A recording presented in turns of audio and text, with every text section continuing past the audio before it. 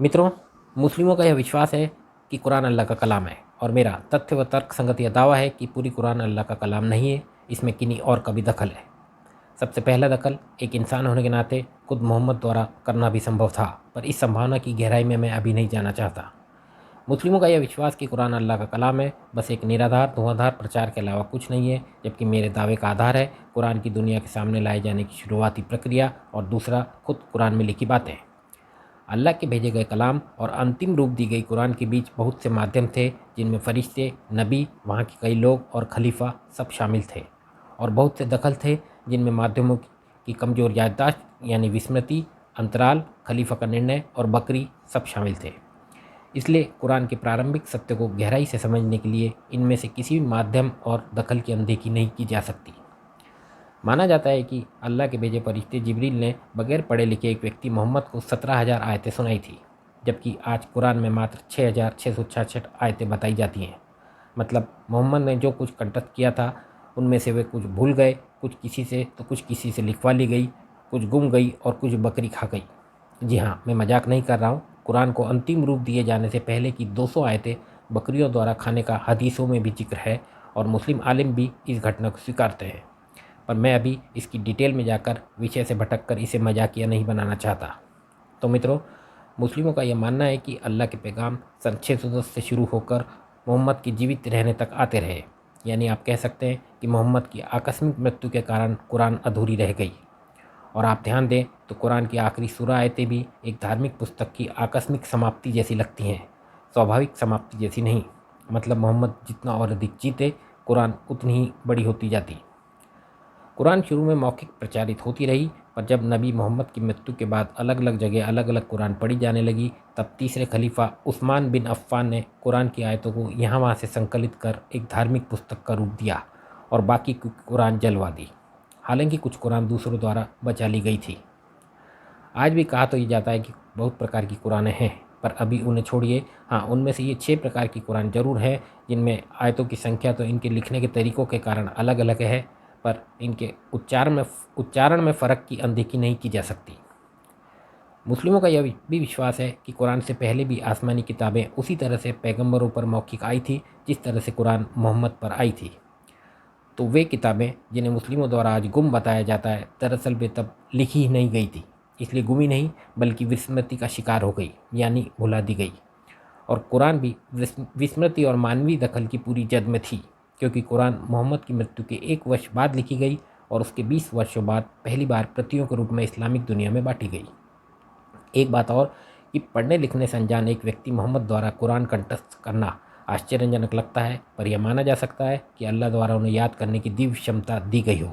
पर फिर एक सवाल और खड़ा हो जाता है कि पहले के पैगंबरों में याददाश्त की दिव्य क्षमता दिए बिना उन्हें अल्लाह ने अपना दिव्य ज्ञान यानी किताबें सुनवाने की इतनी बड़ी गलती कैसे करी, जिसके कारण वे किताबें विस्मृति का शिकार होकर भूली बिसरी यादें बन गई।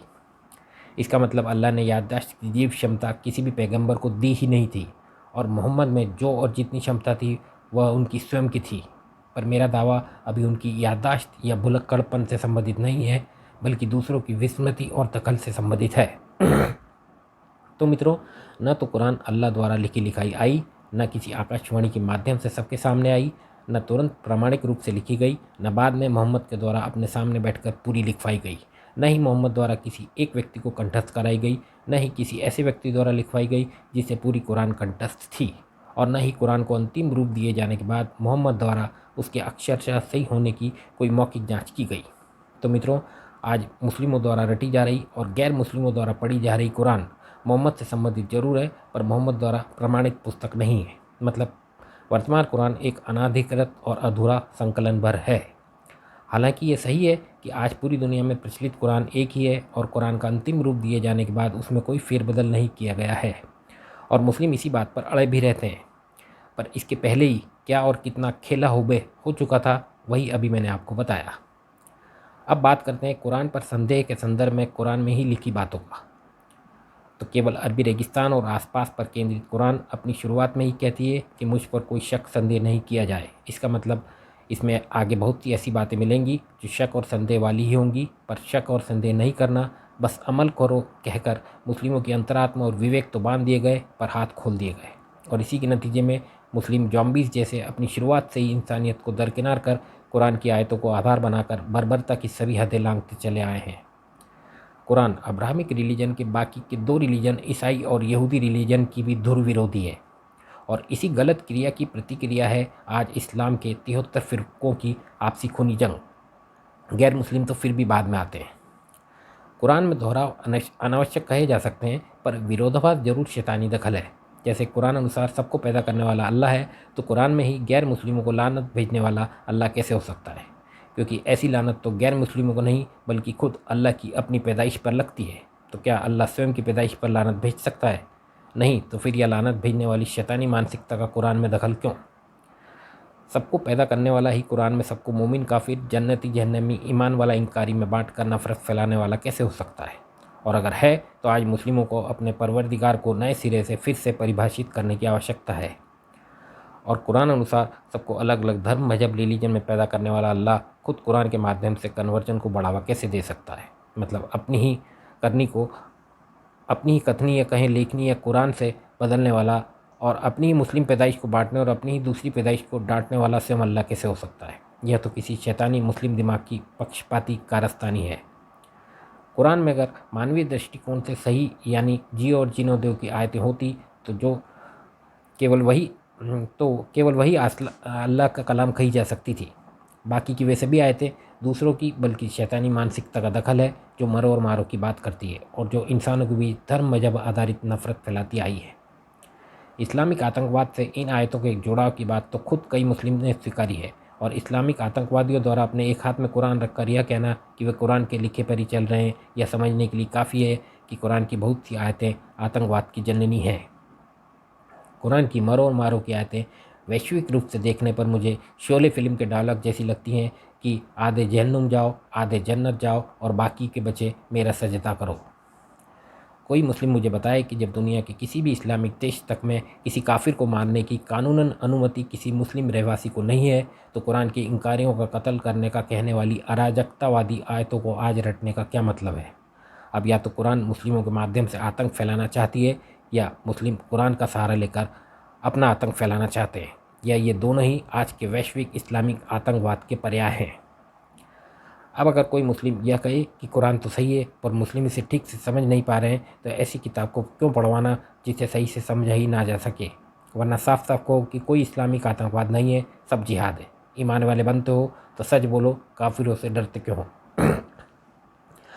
कुरान में लिखे के कारण ही दुनिया भर में कुरान पर सवाल उठते हैं। बहुत से देशों में कुरान के विरुद्ध अदालतों के फैसले भी आए हैं और कुरान पढ़ने पर प्रतिबंध भी लगा है।